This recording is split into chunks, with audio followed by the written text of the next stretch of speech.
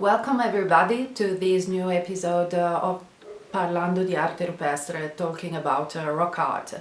First of all, I would like to thank very much Professor Samung Lee, who is the author of this presentation. Thank you for your patience. This is in fact the first time we collaborate with a Korean scholar. I want also to thank Mrs. Caterina Lee, that is our interpreter.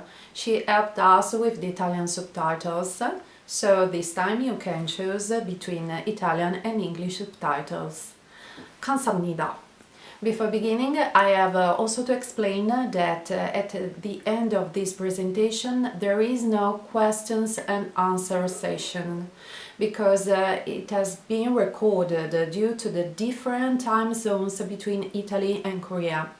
Last but not least, Professor Lee will participate in the next Valcamonica Symposium in Capodiponte in October 2026. So, in that occasion, it will be possible to ask some questions and discuss the conservation issues of Pangucheon sites. So, enjoy the presentation and see you to the next Valcamonica Symposium. Welcome to another episode of talking about rock art or Parlando di Arte Rupestre in Italian.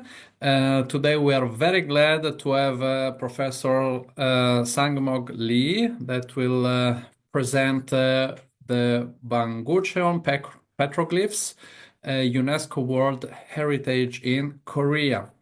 I present Professor Lee, who earned his degree in archaeology from Kyungpook National University in Korea.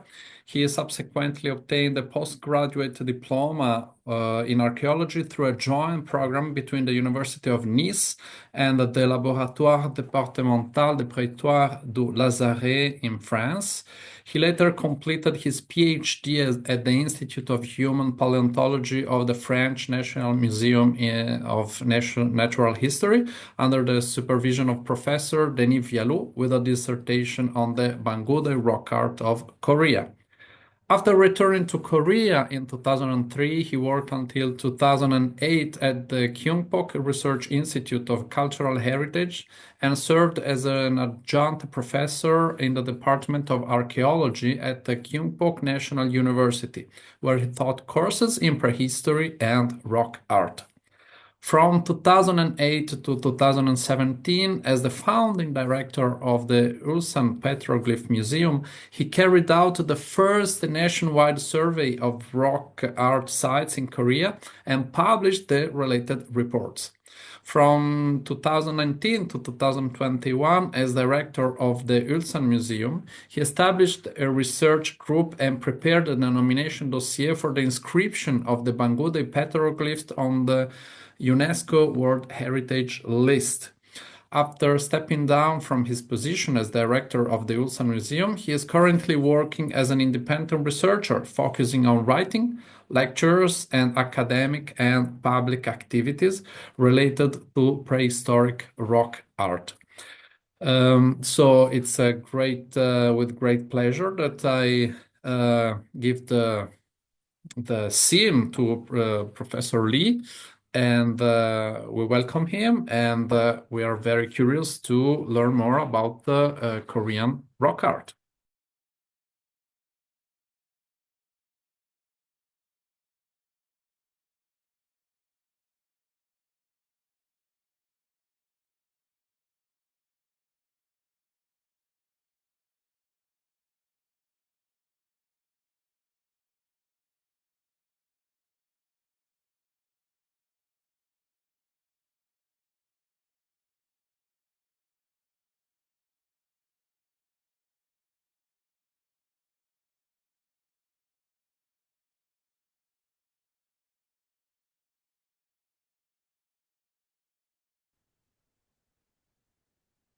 저는 한국에서 17번째 유네스코 세계유산 목록에 등재된 방구천 안각화에 대해서 여러분들에게 소개하려고 합니다.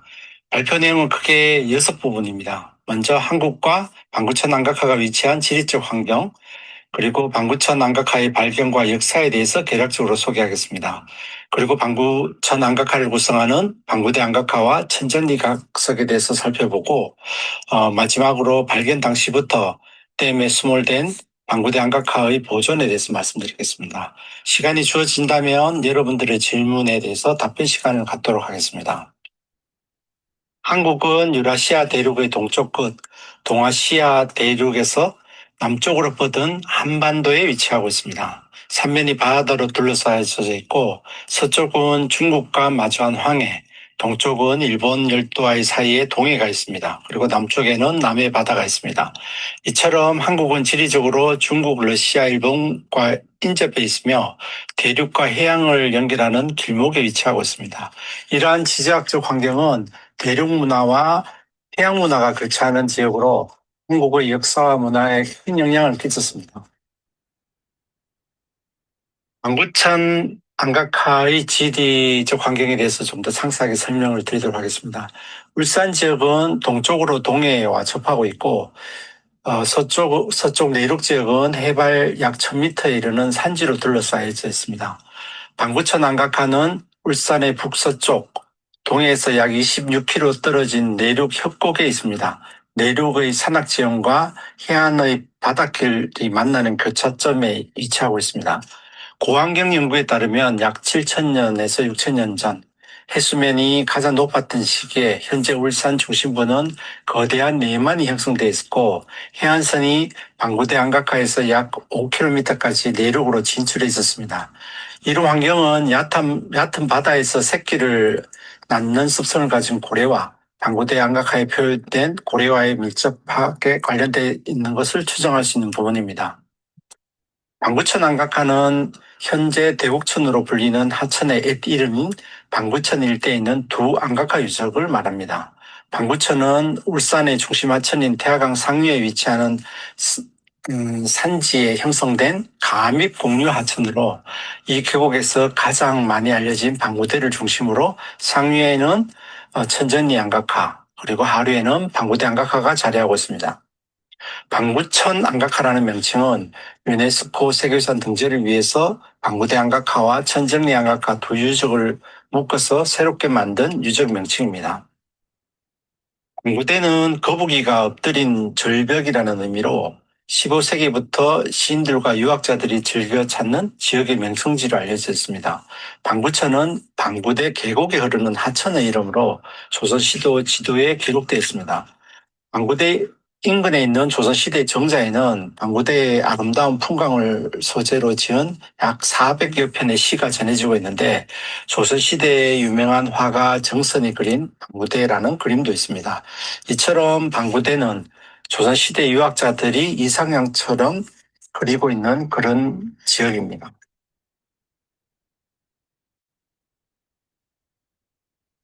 1965년 울산공업 산업단지에 필요한 용수를 공급하기 위해서 방구대 계곡에 댐이 지어졌습니다. 당시 한국의 상황을 고려하면 이전에 안각화가 발견되었다 하더라도 댐 건설을 중단하기는 어려웠을 것입니다. 문제는 계곡 입구에 건설된 댐이 모래와 자갈을 제방처럼 만든 구조물로 수위를 조절할 수 없는 수문이 없는 댐이라는 점입니다.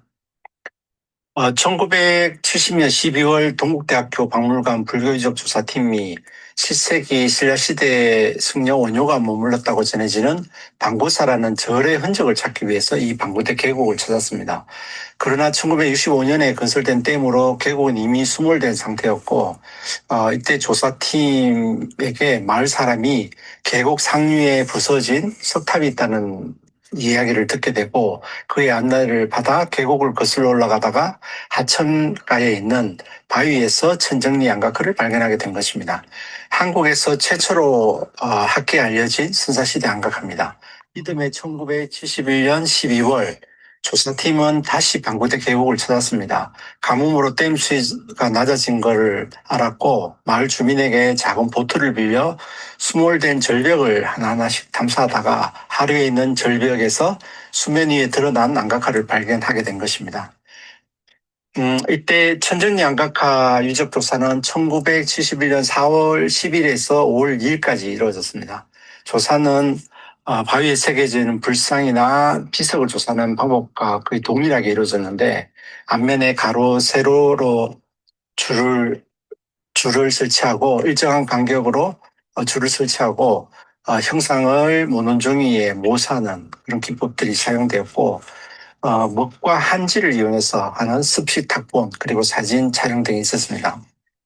당구대 수사는 1972년 3월 16일부터 26일까지 약 10일간 진행되었고 댐 수위가 변동될 때 조사 중단을 반복하면서 1974년에 전체 안면에 대한 조사를 완료했습니다.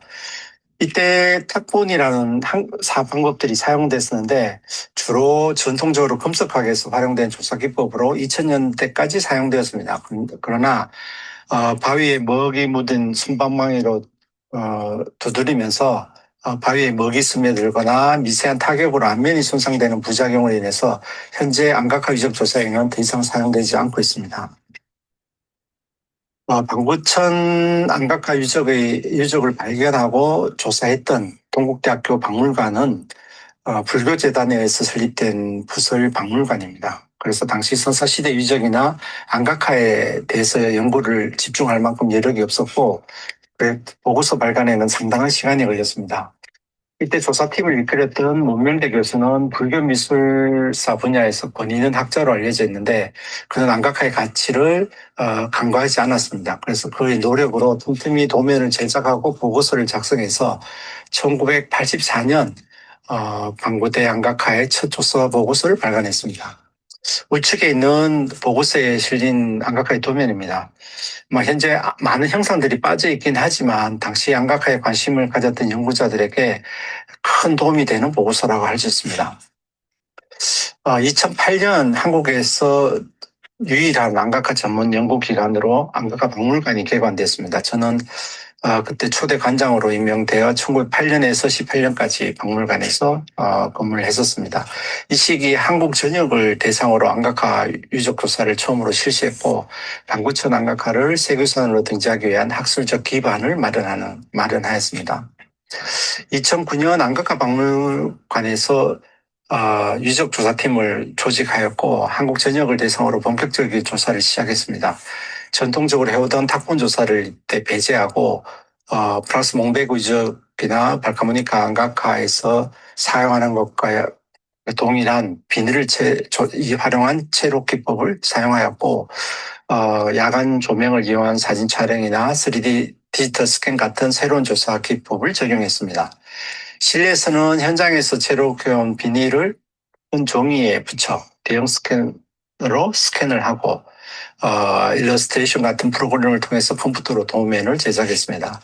3D 디지털 스캔은 현재도 이루어지고 있는데 박물관에서는 그 장비가 없어서 다른 기관에서 소유하고 있는 것에서 대여를 받아서 거기서 만든 데이터를 주로 활용을 했었는데 그러나 3D 스캔은 사진보다 해상도가 낮고 사실 도면을 만들 수 있는 수준이라고 보기는 어렵고 결국 마지막 판독은 직접 조사자가 판단을 해서 도면을 완성하는 방법이 여전히 사용되고 있습니다. 지금까지 한국에서 조사된 안각화 유적은 약 30곳 정도입니다. 좌측에 표시된 유적은 2020년까지 안각화 박물관에서 조사했던 24곳입니다. 대부분 한반도 동남부에 집중되어 있고 현재까지 중서부 지역에서 발견된 유적은 없습니다. 북한 지역에서도 안각화 유적이 존재한다고 알려져 있는데 자세한 내용은 아직 파악되지 않고 있습니다. 편년에 대해서는 뒤에서 다시 상세하게 설명드리도록 하겠습니다. 오늘 발표 주제인 방구천 안각화에 대해서 말씀드리겠습니다. 먼저 방구대 안각화에 대해서 살펴보도록 하겠습니다. 방구대에서 남쪽으로 약 800m 떨어진 거대한 수직 절벽에 안각화가 집중적으로 새겨져 있습니다. 사진 중심에 보이는 판판한 앞면이 바로 중심 앞면입니다. 좌우에 10개 앞면에도 안각화들이 새겨져 있습니다. 중심 앞면의 크기는 약 너비 한 8m, 높이 4m 가량인데 형상이 가장 많이 분포하고 있습니다. 절벽 위쪽을 보시면 마치 처마처럼 이렇게 앞으로 튀어나와 바위 그늘을 만들고 있습니다. 비바람으로부터 오랫동안 안각화를 잘 보존하는 구조로 이루어져 있습니다. 여긴 중심 앞면의 사진입니다. 깊이 새겨진 고래나 멧돼지 같은 그림들은 뭐 쉽게 이렇게 확인할 수 있습니다. 판판한 앞면에 중앙 부분에는 깊이 자연적으로 파인 홈이 있는데 이를 기준으로 보면 앞면을 좌측과 우측으로 나눌 수 있습니다. 아마 이런 형태는 안각화를 새길 당시에도 있었을 것으로 그렇게 추정됩니다. 중심 앞면에 있는 동물을 표시한 그림인데 좌측 앞면에는 고래 같은 바다 동물이 집중적으로 새겨져 있고 우측면에는 사슴이나 호랑이 같은 육지 동물이 집중되었습니다. 마치 의도적으로 수중 세계와 육지 세계를 구분한 것처럼 보이는데 좌측에 표현된 고래는 마치 하늘에서 내려다본 것처럼 머리를 위로 향하고 떼를 지어 헤엄치는 모습입니다. 우측 앞면 아래를 보시면 몸통을 수평으로 표현한 고래가 배를 뒤집고 있는 모습입니다. 이런 장면은 고래가 죽은 상태를 표현한 것으로 보이는데 고래 몸통에 해체선 같은 것들도 있습니다. 죽은 고래가 육지로 인양된 장면으로 추정해 볼 수 있습니다. 방구대 안각화에서 가장 많이 표현된 주제는 동물입니다. 그 종류도 매우 다양한데 현재까지 판독해서 분류한 종이 약 23종입니다. 각 동물의 특징을 상세하게 표현하고 있어 구체적으로 종 단계까지 구분을 할 수 있습니다. 해양동물에는 참고래, 옥등고래, 귀신고래, 향유고래, 범고래, 바다거부, 가마우지 같은 바다새, 연어, 물개, 상어 등이 있고 육지동물은 붉은 사슴, 시가사슴, 고라니 사냥, 호랑이 표범, 멧돼지, 너구리, 늑대, 여우 그리고 산토끼가 있습니다. 동물로 분류할 수 있는 146점 가운데 고래가 차지하는 비중이 약 31%, 사슴과 같은 우제류 동물이 17%, 다음으로 호랑이 같은 맹수류들이 약 15% 정도를 차지합니다.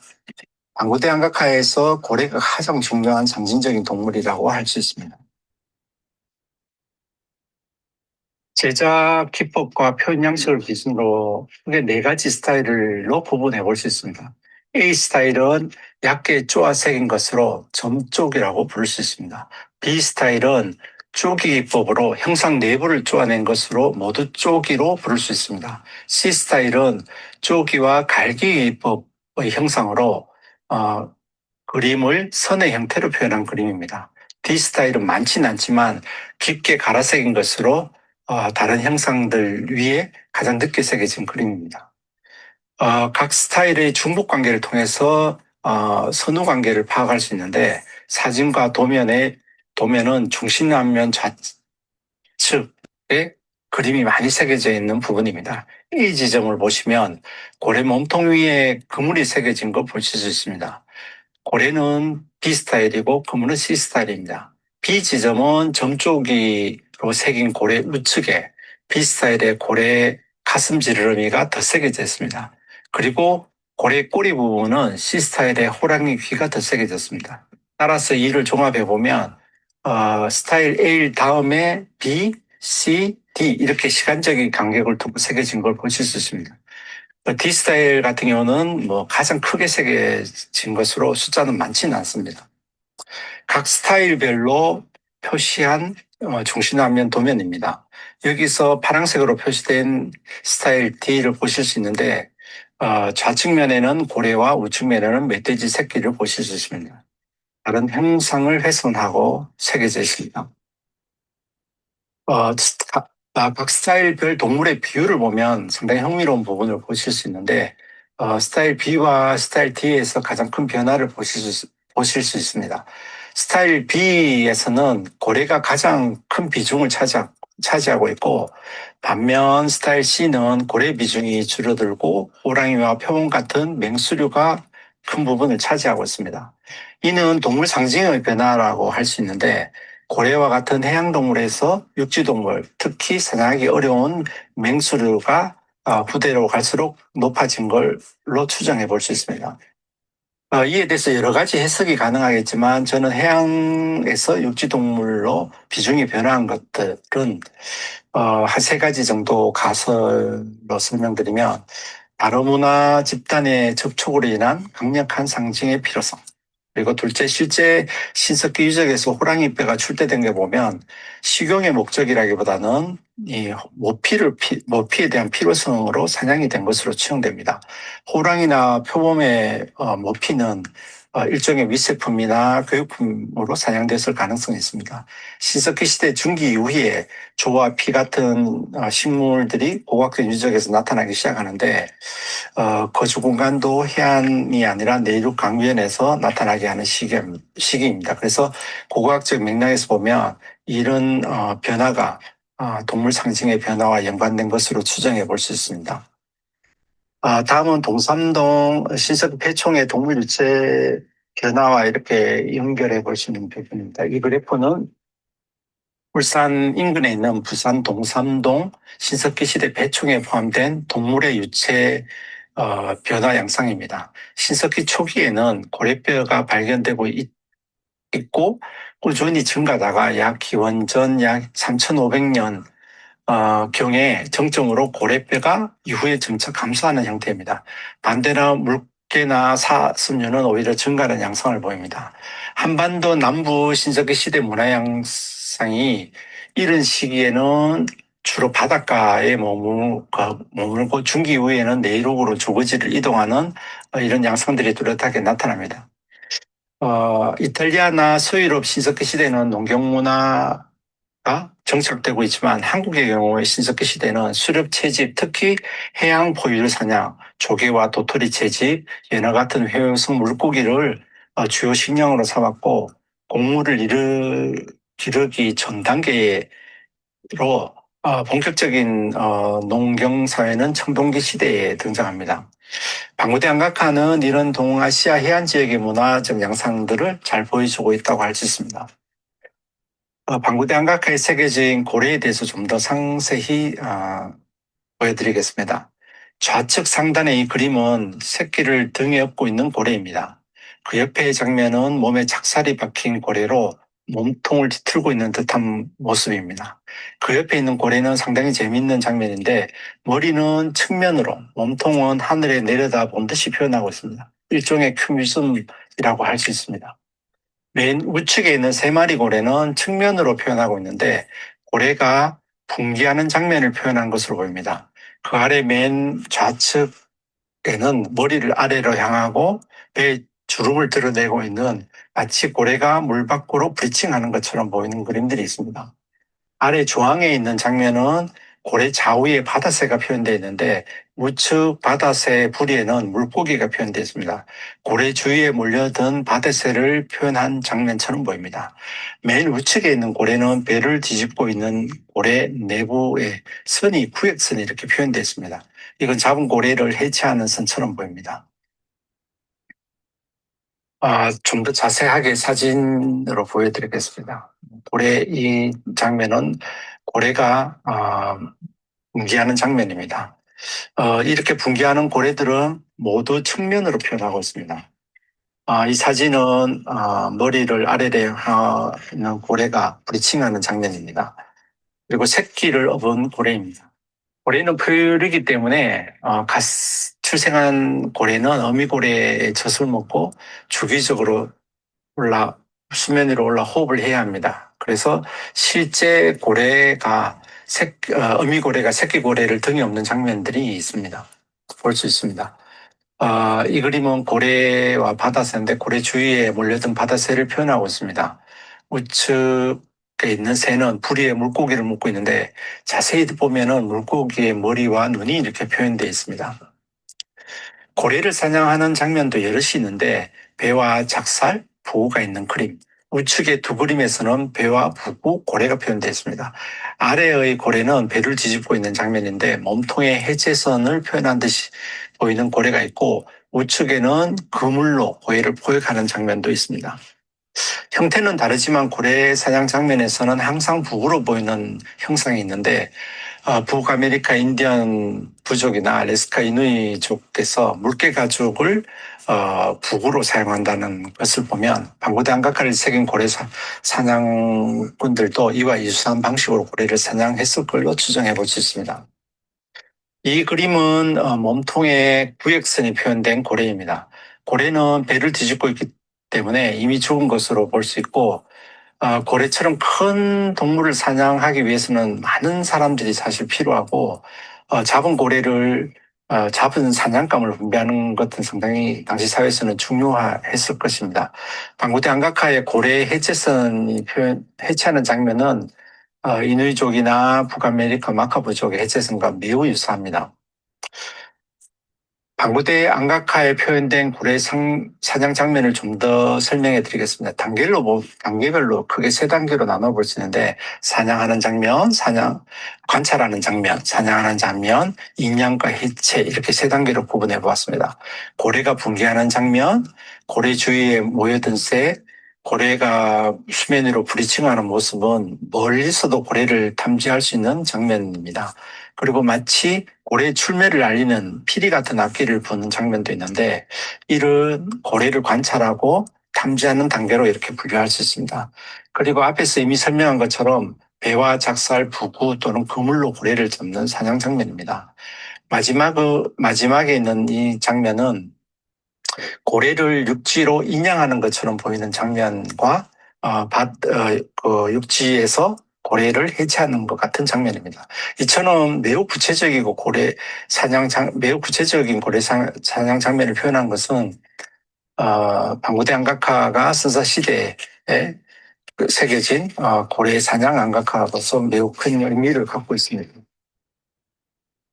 이 그래프는 한국 동남부 해안 지역의 신석기 시대 배총 유적에서 출제된 고래뼈가 출토된 층의 탄소연대 측정값입니다. 약 7,000년 전에서 3,500년 전 사이에 집중되어 있습니다. 이것은 보다 직접적인 증거로 울산 황송동 유적에서 약 7,000년 전으로 추정되는 고고학적 물증입니다. 작살이 꼽힌 채 발견된 고래뼈가 3점이 발견됐습니다. 황성동에서 작살이 꼽힌 고래뼈는 당시 울산 지역에서 실제 고래 사냥이 있었음을 말해주는 명백한 증거라고 할 수 있습니다.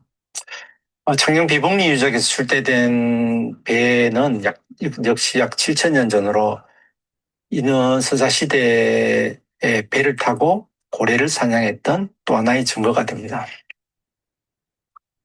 이 그림은 신석기 시대 토기에 표현된 형상이나 흙으로 빚은 토우상에 이 방구대 안각화의 세계인 형성과 매우 유사한 것들을 비교한 것입니다. 몇 가지 사례를 보여드리면, 안각화에 표현된 여인상과 유사하게 신석기 시대에 출토된 흙으로 빚은 여인상이 있습니다. 흔히 우리가 비너스상이라고 부릅니다. 마스크로 불리는 얼굴상, 사슴, 물개, 멧돼지 그림과 유물들입니다. 이런 고고학적 유물들은 방구대 안각화가 신석기 시대의 문화라는 점을 보여줍니다. 이 지도는 고래가 표현된 세계 주요 안각화 유적의 분포입니다. 붉은색은 선사시대 안각화 유적 중에서 고래 사냥 장면이 표현된 유적이고, 오렌지색은 선사시대는 아니지만 고래 사냥 장면이 표현된 유적이고, 노란색은 고래가 표현된 유적입니다. 2017년부터 이런 안각화, 고래가 표현된 안각화를 갖고 있는 지역의 국가의 연구자들을 울산으로 초청하여 세 차례에 걸려서 Where on the Rock이라는 타이틀로 국제 심포지움을 개최했습니다. 선사시대에 고래 사냥이 있었음을 밝혀보려고 한 국제적인 연구 프로젝트였습니다. 이 과정을 통해서 기존의 서기 7세기 스페인 베이바스크 지역 해안 지역에서 고래 사냥이 처음 시작됐다는 전통 학설을 바꿀 수 있게 됐습니다. 다음은 천정리 양각화에 대해서 설명드리도록 하겠습니다. 천정리 양각화는 앞에서 설명한 것처럼 한국에서 처음으로 발견된 선사시대 안각화 유적입니다. 마을 주민들은 선사시대 안각화, 이 계곡에서 안각화가 있다는 사실을 오래전부터 알고 있었습니다. 그리고 또 7세기 신라 왕족이 안각화가 새겨져 있는 앞면을 선택해서 그림과 문자를 새긴 것으로 이렇게 볼 수 있는데, 당시까지도 굉장히 신성하게 이렇게 안각화를 여기고 있었던 것 같습니다. 천정리 안각화는 여러 시기에 걸쳐 많은 안각화들이 중첩적으로 새겨져 있습니다. 앞면 좌측에는 신석기 시대 동물 그림, 그리고 앞면 중앙부를 중심으로 넓게 분포하는 청동기 시대 기하학적 문양, 앞면 아랫부분에는 날카로운 금속으로 새긴 신라시대 그림과 문자들이 있습니다. 특이한 점은 이 아랫부분에 신라시대 그림들은 이 아랫부분에 새기려면 상당히 불편한 자세로 그림과 글씨를 새겨야 되는데 그 전에 새겨진 안각화를 훼손하지 않으려는 의도가 있었던 것으로 보입니다.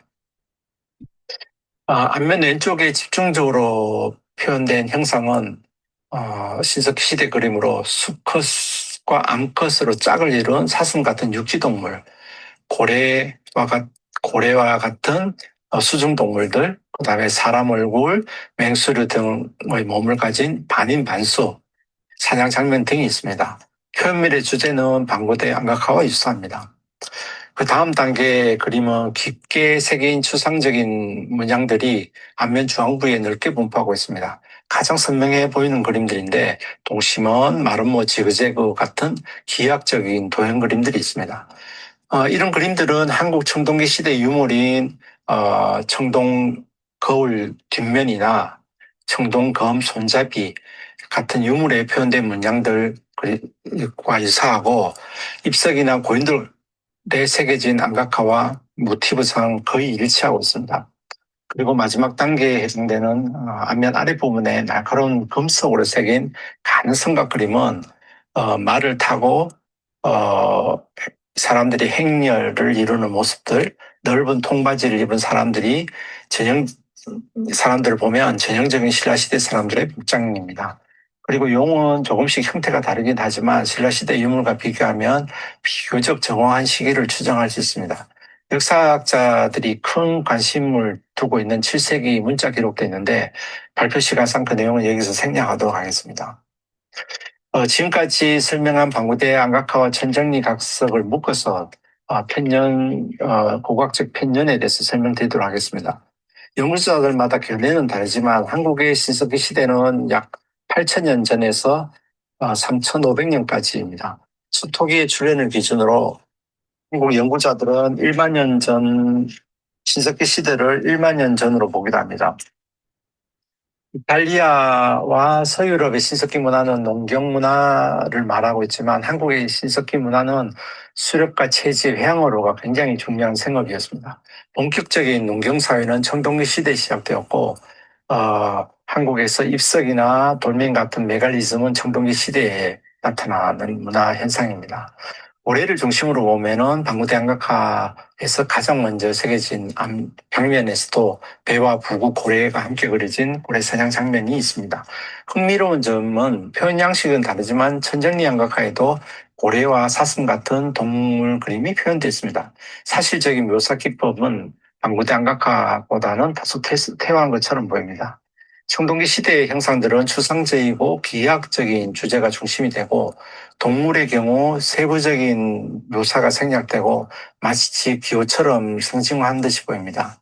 신라시대의 그림은 날카로운 금속으로 표현한 그림들로 말이나 도슬, 담배, 용, 사람들의 복장 등을 통해서 연대를 추정하는 데 큰 어려움은 없습니다.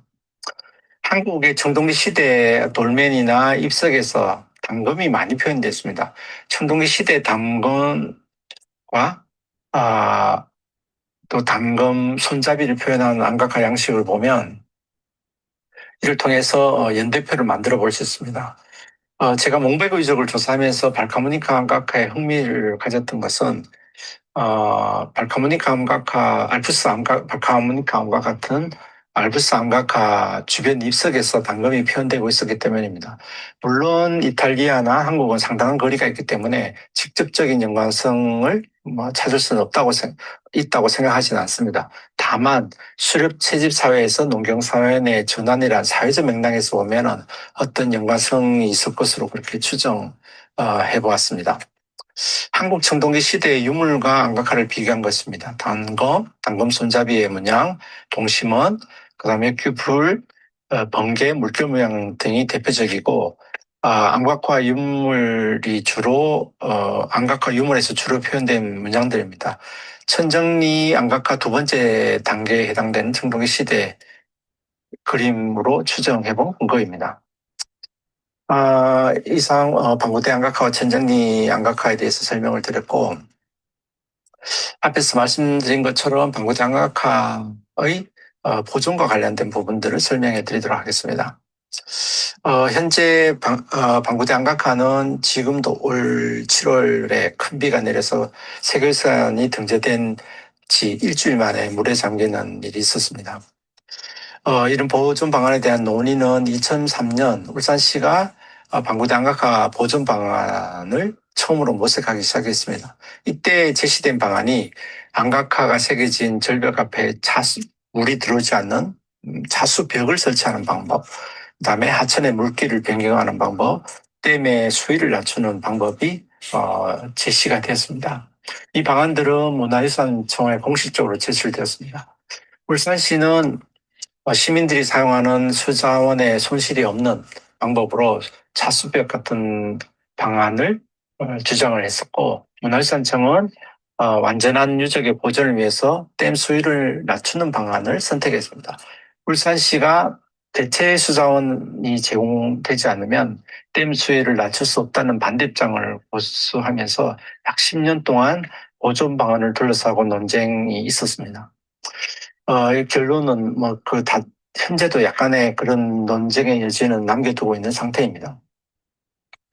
사연댐 수자원은 울산의 시민들의 식수를 사용하고 있다는 점만 보면 사실 대체 수자원 없이는 댐 낮추는 것은 거의 불가능한 것처럼 보입니다. 근데 좀 더 울산의 상황을 알고 있다면 울산보다 더 큰 부산광역시나 한국에서 두 번째 큰 도시입니다. 그리고 세 번째 큰 도시인 대구광역시는 한반도 남부를 관통하는 낙동강에서 취수한 물을 정수해서 식수로 사용하고 있습니다. 울산 지역도 가뭄이 심하면 낙동강에서 취수한 물을 사용하고 있습니다. 그런 의미에서 이미 시설적으로 사연댐이 없다고 하더라도 울산이 수자원이 부족하다고 얘기하기는 어려운 부분들이 있습니다. 단지 강물보다 계곡에 있는 물이 더 깨끗하다고 댐수를 낮추는 걸 반대하고 있는 겁니다. 2019년 이런 부분들에 대해서 시민들에게 포르투갈 코아 계곡을 소개를 해서 안각화가 얼마나 중요한지를 설명하려고 했었습니다. 그래서 2019년 여름 코아 계곡의 이야기를 담은 특별전, 코아의 기적이 방구대를 이끌다라는 분명한 메시지를 담은 학술대회를 함께 개최했습니다. 이미 수년 전부터 코아 박물관과 교류하고 있었기 때문에 포르투갈 동료들이 매우 적극적으로 도와주었습니다. 이에 시민들도 방구대 안각화 보존을 위해서 서명운동도 있었습니다. 결국 사연댐 수문을 설치해서 방구대 안각화 수위를 조절하는 방안이 울산시와 문화유산청이 협의에 이르게 됩니다. 2023년 한국정문원 세계유산센터에 2030년까지 댐 수위를 52m로 낮추겠다는 계획안을 제출했고, 결국 지난 7월에 방구천 안각화 이름으로 세계유산이 등재가 됐습니다. 근데 한국 정부가 제출한 보고서처럼 댐 수위를 52m 낮춘다 하더라도 안각화는 연중 하루 정도는 물에 잠긴다는 불완전한 보존 계획 아닙니다. 이때 홍수로 불어난 급류에 의해 가지고 안각화가 더 치명적인 훼손을 가져올 수 있다는 의견들도 있습니다. 이 사진은 2013년 방구대 주변을 발굴한 전경입니다. 안각화를 새길 당시 하천의 바닥은 해발 45m에 흐르고 있습니다. 완벽한 보존을 위해서 이 대곡천, 방구천은 댐을 짓기 전 상태로 돌리는 것이 완전한 보존안입니다.